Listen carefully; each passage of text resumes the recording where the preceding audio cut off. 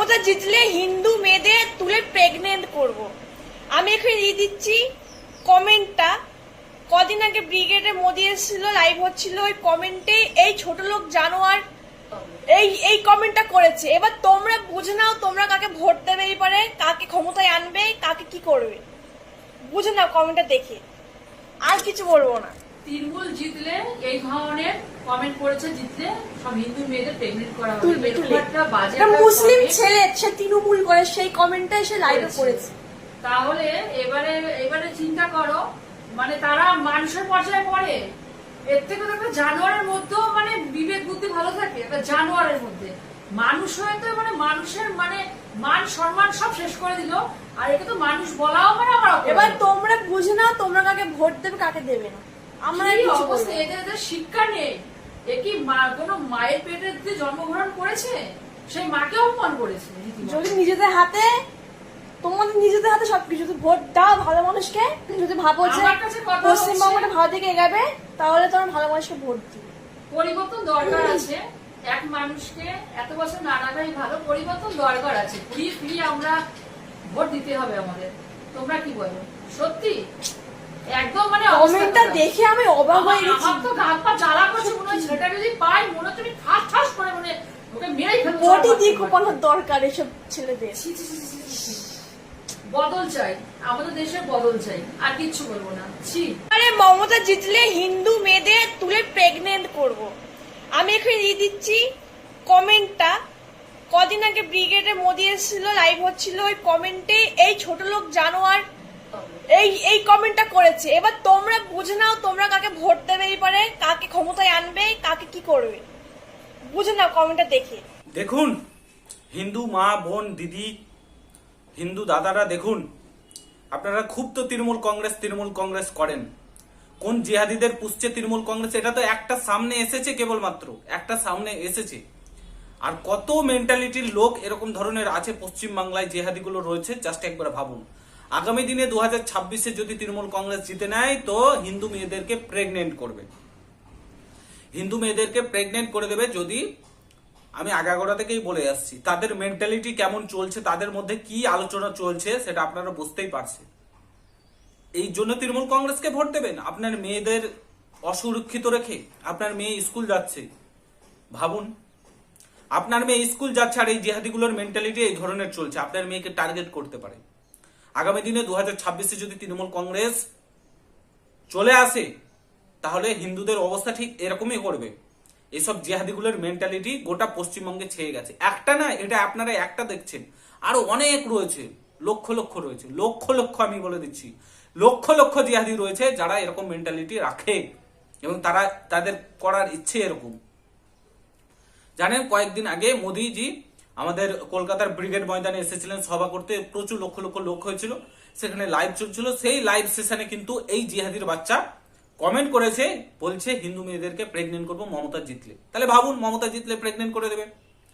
ভাবুন আপনারা, এর পরেও আপনারা যে কত নির্লজ্জ বেহায়া, আপনারা যে কত মানে হিন্দু হয়ে আপনারা আপনাদের ছেলে মেয়ের জীবনটাকে অন্ধকারে ঠেলে দিচ্ছেন, আপনার মেয়েদেরকে ধর্ষণ করার জন্য হাতে তুলে দিচ্ছেন জিহাদিদের, এই তৃণমূলকে ভোট দিয়ে। সেটা একবার দেখুন, আপনারা একবার দেখুন। জিহাদিদের হাতে আপনারা অ্যাকচুয়ালি আপনার তৃণমূলকে ভোট দেওয়া মানে আপনারা জিহাদিদের হাতে আপনারা তুলে দিচ্ছেন আপনাদের মেয়েকে ধর্ষণ করার জন্য। আপনার ছেলে মেয়ের ভবিষ্যৎটাকে অন্ধকার করছেন। আপনার ছেলে কর্মসংস্থান পাবে না, আপনার ছেলে আর কোনো চাকরি পাবে না যদি 2026-এ তৃণমূল কংগ্রেস আসে। এটা ভেবে রাখবেন মাথাতে। এরপরেও যদি আপনারা ভোট দেন, তাহলে এর থেকে নির্লজ্জ বেহায়া হিন্দু আর কি হতে পারে? এর থেকে ভালো আপনি মুসলিম হয়ে যান, এর থেকে ভালো আপনি মুসলিম হয়ে যান, সব চাইতে ভালো। এরকম যদি আপনাদের মেন্টালিটি থাকে যে তৃণমূল কংগ্রেসকে ভোট দেবো চটি চাটার জন্য, কিছু পাওয়ার জন্য, তাহলে আপনার ছেলে মেয়ের ভবিষ্যতের কথা ভাবুন। এরকম মেন্টালিটির লোক কত রয়েছে পশ্চিমবাংলায়, তারা অ্যাকচুয়ালি কি চিন্তা ভাবনা করছে আপনাদের ছেলে মেয়েদেরকে নিয়ে। জাস্ট একবার ভাবুন, কিসের জন্য তৃণমূল কংগ্রেসকে তারা জেতাতে চাইছে? আরো তো অনেক পার্টি রয়েছে, মুসলিম পার্টি রয়েছে, জেইউপি রয়েছে, তারপরে আইএসএফ রয়েছে, তাদেরকে কেন জেতাতে চাইছে না, তৃণমূল কংগ্রেসকেই কেন জেতাতে চাইছে? কারণ মমতা বন্দ্যোপাধ্যায় ভয় করে 30% 35% এই জাতিকে, যে তারা যদি আমার চলে যায় তাহলে আমি আর ভোট পাবো না, আমি জিততে পারবো না ভোটে। তিনি ভয় করেন তার জন্য তাদেরকে জিতাচ্ছে, আর সেই সুযোগটা নিয়েই জিহাদির বাচ্চাগুলো এরকম ধরনের কর্মকাণ্ড করছে। আগামী দিনে আমি লিখে দিচ্ছি, যদি 2026-এ তৃণমূল কংগ্রেস ক্ষমতাতে আসে, তো আপনি দুর্গাপূজা ঠিকভাবে করতে পারবেন না, কালী পূজা ঠিকভাবে করতে পারবেন না, লক্ষ্মী পুজো ঠিকভাবে করতে পারবেন না, কোনো মাইক বাজাতে পারবেন না, কোনো গান বাজনা বাজাতে পারবেন না, কোনো মন্ত্র পাঠ করতে পারবেন না। আমি এটা লিখে দিলাম। আপনি আজকে বাংলাদেশের অবস্থা দেখুন, আজকে বাংলাদেশে হিন্দুরা কত পার্সেন্টেজ ছিল, আজকে 7% না 8% গিয়ে ঠিক আছে। কেন ঠিকছে? ওখানে তো উন্নয়ন হওয়ার কথা, সেখানে তো বিজেপি সরকার নেই, সেখানে তো হিন্দুদের পপুলেশন বাড়ার কথা, কমছে কেন? পাকিস্তানে কমছে কেন? আর পশ্চিম বাংলা থেকে শুরু করে ভারতবর্ষে মুসলিমদের সংখ্যা বাড়ছে কেন? কি করে বাড়ছে? তাহলে কোথায় কে সুখে আছে? নাটক। আপনাদের এই নাটকগুলো দেখে না সত্যি ভাবার বিষয়, মানে হিন্দু হয়ে, একজন হিন্দু মহিলা হয়ে, একজন হিন্দু মেয়ে হয়ে কিভাবে তৃণমূল কংগ্রেসকে একটা হিন্দু ছেলে হয়ে আপনারা ভোট দেন? লজ্জা লাগা দরকার আপনাদের, আপনাদের লজ্জা লাগা দরকার। এই লজ্জা কোথায় লুকিয়ে রাখবেন? ভগবানকে কি জবাব দেবেন আগামী দিনে? নিজের ধর্মকে আপনারা রক্ষা করতে পারেন না, নিজের ধর্মের জন্য কিছু করতে পারেন না, ঠিক আছে, কিন্তু এই দলটাকে ভোট দিচ্ছেন, যে দলটা চাইছে আগামী দিনে প্রত্যেকটা হিন্দুদেরকে মেরে। আজকে মুর্শিদাবাদে কি ঘটনা ঘটেছে? মুর্শিদাবাদে কি ঘটনা ঘটেছে? ওয়াকফ আইনের নাম করে হিন্দুদের বাড়িঘর পুড়িয়ে দেওয়া হলো, হিন্দুদেরকে মেরে ফেলা দেওয়া হলো। কেন করেছে? হিন্দুরা কি দোষ করেছে? ওয়াকফ আইন হিন্দুরা লাগু করেছিল, এসআইআরটা হিন্দুরা করেছে। লজ্জা লাগা দরকার আপনাদের। এরপরেও যদি আপনারা তৃণমূল কংগ্রেসকে ভোট দেন, তা আগামী দিনে আপনাদের অবস্থা কি হতে চলেছে সত্যি ভাবার বিষয়। তখন ফ্যাঁ ফ্যাঁ করে কাঁদেন না। আজকে হিন্দু মায়েরা যখন আজকে মুর্শিদাবাদের ঘটনাটা ঘটলো, ধুলেন টুলেন মিলিয়ে, তখন কোথায় গেছিল? পালিয়ে একটা স্কুলে বসবাস করছিল বাড়িঘর ছেড়ে। ঠিক তেমন আপনাদের অবস্থা হবে। কোথায় পালাবেন? পালাবেনটা কোথায়? পশ্চিমবাংলা ছেড়ে বাঙালি আর কোথায় আছে? কোথায় পালাবেন? কতজন পালাতে পারবেন? এখানে ভাবুন, মাথায় এই ব্রেনে একটু ভাবনা চিন্তা করুন, নিজেকে একটু আপডেট করুন।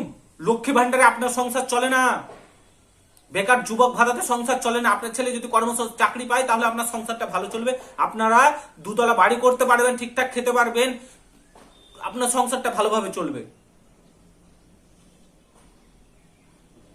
আর আপনি ভাবছেন আমার ছেলে 1500 আর আমার 1500, 3000 আমাদের সংসার চলে যাবে। জীবনে সংসার চলবে না। প্রত্যেকটা জিনিসের মূল্য বৃদ্ধি করে রেখেছে মমতা বন্দ্যোপাধ্যায়। পেট্রোল থেকে শুরু করে, ডিজেল থেকে শুরু করে, গ্যাসের দাম থেকে শুরু করে, তারপরে ইলেকট্রিক বিল থেকে শুরু করে প্রত্যেকটা জায়গাতে মূল্য বৃদ্ধি করে রেখেছে। হিন্দুরা হচ্ছে কলঙ্কিত হিন্দু, পশ্চিমবাংলার বাঙালি হচ্ছে কলঙ্কিত হিন্দু। পশ্চিমবাংলার বাঙালিকে বাইরে গিয়ে মারাই উচিত, হিন্দুদেরকে মেরে ফেলে দেওয়া উচিত। আমি মনে করি মারা উচিত। বাইরের রাজ্যগুলিতে মারছে না, ওই সব মুসলিমদেরকে এই করে বাঙালি বলে মারছে, হিন্দুদেরকেও পেটা উচিত। আচ্ছা, ওপর থেকে নিষ্পত্তি পেটা উচিত এই বাঙালিকে, জঘন্যতম বাঙালিকে, যে শুয়ে থাকে সব সময়।